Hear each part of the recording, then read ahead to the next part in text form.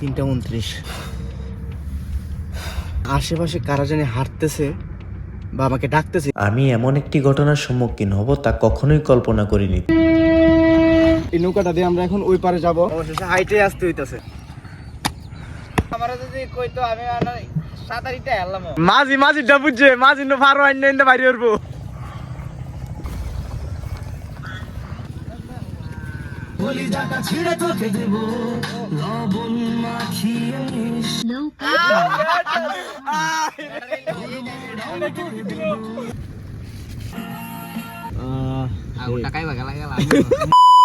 আসসালামু আলাইকুম এভরিওয়ান, আশা করছি সবাই অনেক বেশি ভালো আছেন। আমিও আলহামদুলিল্লাহ আপনাদের দয় অনেক বেশি ভালো আছি। আরেকটা নতুন ইউটিউবের ব্লগে আপনাদের সবাইকে স্বাগতম।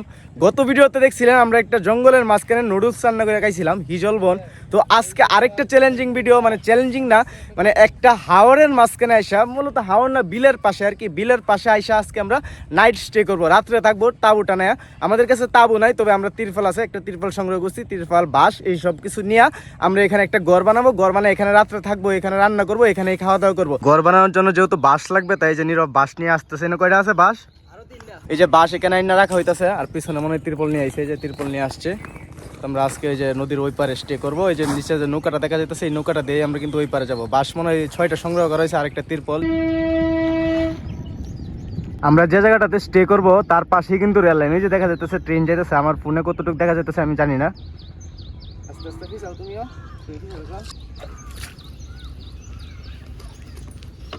সারা বাড়াই করি নাকি?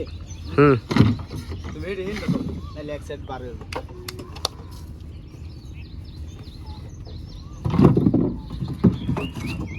সবসময় না পড়ে হালাই দাও। আরে বানা বানা হে বা। এই যে নৌকাটা, এই নৌকাটা দিয়ে আমরা এখন ওই পারে যাব। এখানে বাস তুলে ফেলছি, আর একটা তিরপল আছে। এটা হচ্ছে সম্পূর্ণ একটা বিল। মাঝি সাহেব হৃদয় নৌকা চালাইতেছে। আমার পিছনে যে এখানে নীরব আছে, এখানে একটা নৌকাটার মধ্যে প্রচুর একটা বড় জাল, এই বিলের মধ্যে মাছ ধরে এই জালটা দিয়ে, যার কারণে নৌকাটা বার হয়ে গেছে। নাহলে আমরা রিল্যাক্সে যাইতে পারতাম, যার কারণে নৌকাটা এইদিকে সেদিকে শুধুমাত্র হেলতেছে। তা আমি এইগুলা খুবই ভয় পাই, যদিও এগুলা ভয় করলে ট্রাভেল ব্লগগুলো বানানো সম্ভব না। এগুলো আস্তে আস্তে করলে শিখা যাইতে হবে। আর যদিও আমি সাঁতার পারি না, এই সাঁতারটা আমার শিখতে হবে খুব তাড়াতাড়ি, না হলে পানির উপর চলাচল করা খুবই কষ্ট হয়ে যাবে। নৌকাটা পার পর্যন্ত যায় নাই, যার কারণে নীরব নাইমা নৌকাটা একটু ঠেলাইতেছে। পিছনের ভিউটা কিন্তু অনেক সুন্দর লাগতেছে, সূর্যটা দেখা যাইতেছে। সূর্যটা মানে এখন অস্ত চলে যাবে।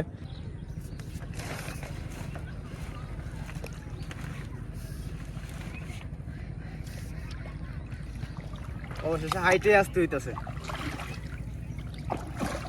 গভীর নেই আবার, খুবই গভীর কম। আর এখন তো পানির সিজন না, পানিও নাই। আর হইতেছে বিল, বিলে তো পানি এমনি একটু বেশি থাকে, তবে এখন তো সিজন না, যার কারণে পানি কম। আস্তে আস্তে ফিসের ভিউটা আমি জাস্ট অসাধারণ হইতেছে। সূর্যটা তিরপল কি বিজে নৌকার মধ্যে পানি আছে একটু। ওই কত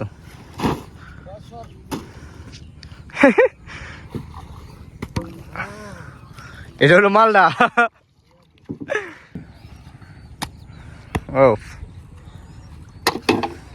আজকের ভিডিওটা কিন্তু অনেক ইন্টারেস্টিং হইতে যাচ্ছে, ভিডিওটা অনেক মজা হবে, তাই স্কিপ না করে পুরো ভিডিওটা আপনারা দেখতে থাকুন। আজকে যদি একটা তাবু থাকতো তাহলে এতটা কষ্ট হইতো না আমাদের।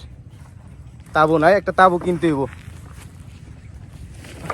এনে এনে পরিবেশটা সুন্দর, পাশে বিল, ওই পাশে আপনার ঘরবাড়ি আছে। এই জায়গাটা খুবই সুন্দর লাগতেছে। আশেপাশে কিন্তু ফসলের ক্ষেত আছে, যারা মানুষ এখানে ধান লাগায় বা বিভিন্ন ধরনের সবজি চাষ করে। এই যে ঘর বানানোর জন্য এখানে শাবল দিয়ে বাঁশ কোপার জন্য জায়গা করতেছে। তারপর এই তিরপাল দিয়ে আমরা এখানে ঘর বানাবো আর রাত্রে থাকবো। কষ্ট হইতেছি তোমরা বেশি? হ্যাঁ না না সমস্যা নেই, কি আর কষ্ট। এই যে ওর বাড়ি, হৃদয়ের বাড়ি কিন্তু আপনার নদীর ওই পারে। এই সবকিছু আপনার হৃদয়ের বাড়ি থেকে আনা হয়েছে, যে বাঁশ পরে তিরপাল সবকিছু হৃদয়ের বাড়ি থেকে আনা হয়েছে। তো এখানে হৃদয় না থাকলে এইগুলো আমাদের ম্যানেজ করতে অনেকটা কষ্ট হয়ে যেত। তো আমরা এখানে দেখতে পাচ্ছেন 2 জন, আর আমি এখানে একলা। আমরা মোট 3 জন, তবে আরো মানুষ আছে, তারা আসতেছে, তারা বাজারে আছে, বাজার করে কিন্তু তারা আসতেছে।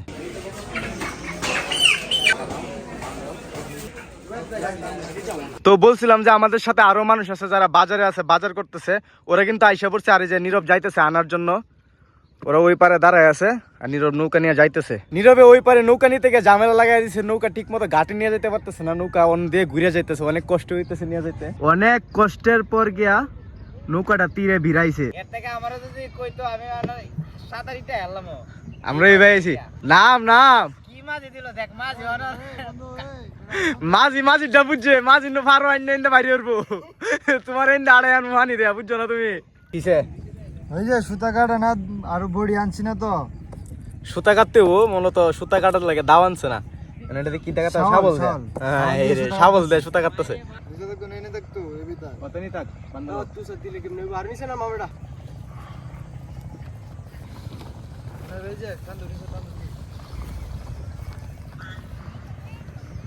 এই রে বন্ধু ই টাকলে কামিলো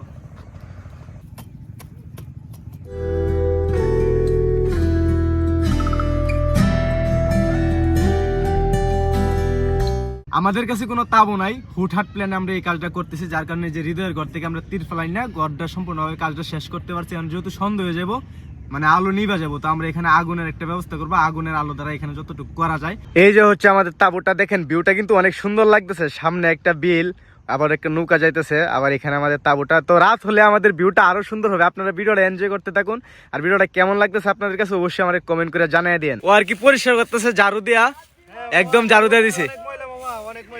থ্যাংক ইউ অনেক কষ্ট করতেছে। আশেপাশের পরিবেশ কিন্তু একদম নীরব হয়ে গেছে আর চারপাশে অন্ধকারও হয়ে গেছে। এখন আমাদের এখানে লাইট জ্বালাতে হবে। আমার কাছে একটা লাইট আছে, একটা পাওয়ার ব্যাংক আছে, ঠিক কতক্ষণ জ্বলে বলতে পারতেছি না, দেখা যাক। ওই ধর এটা বাড়ি লাগাইস না রাখ দে।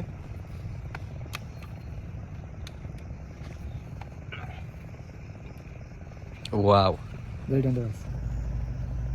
ভিতরে পার্টি বিছানো হইতেছে, এখানে আমরা রাত্রে থাকবো আর কি। সিঙ্গেল বেড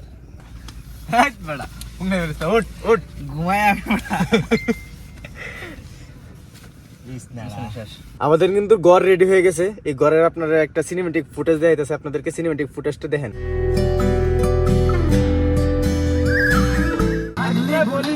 জায়গায় বসে আওয়াজ দিস, কলিজাটা ছিঁড়ে তোকে দেব, লবণ মাখিয়ে নিস।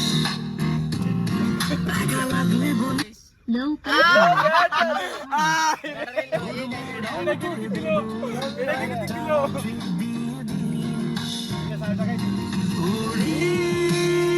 একসাথে মিলে মিলে, একসাথে মিলে মিলে, চল বন্ধু চল, চল বন্ধু চল, চল বন্ধু চল।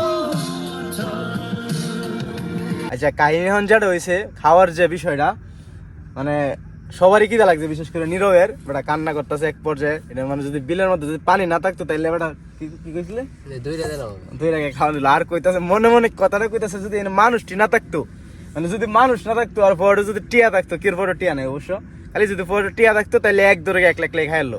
আচ্ছা, বিষয় এটা না, বিষয় হলো খাওয়ার ব্যবস্থা করছিল আন্টি, যে আপনার হৃদয়ের আম্মু। আন্টি রান্না করবো। আমরা মুরগিটার কি আনছি, কি আনছো? মুরগি আর ময়দা, মানে ময়দা দিয়ে আটা, পোলাও আছে সাথে পোলাও।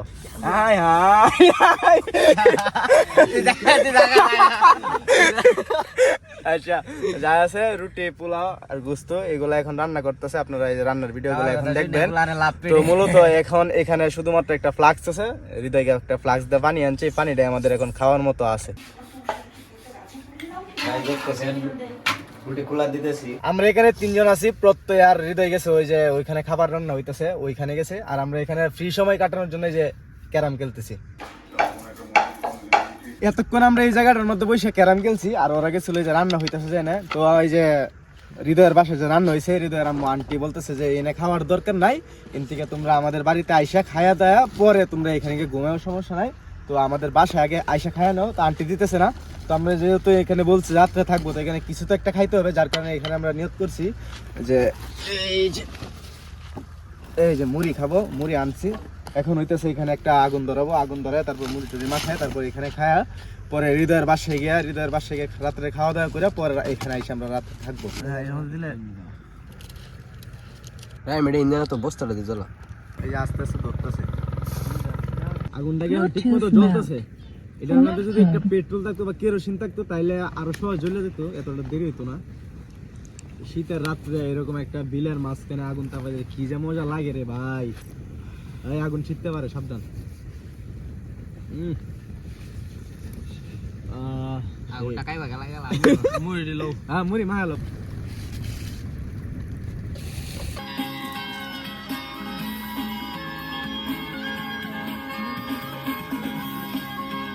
মুড়ি মানি শেষ।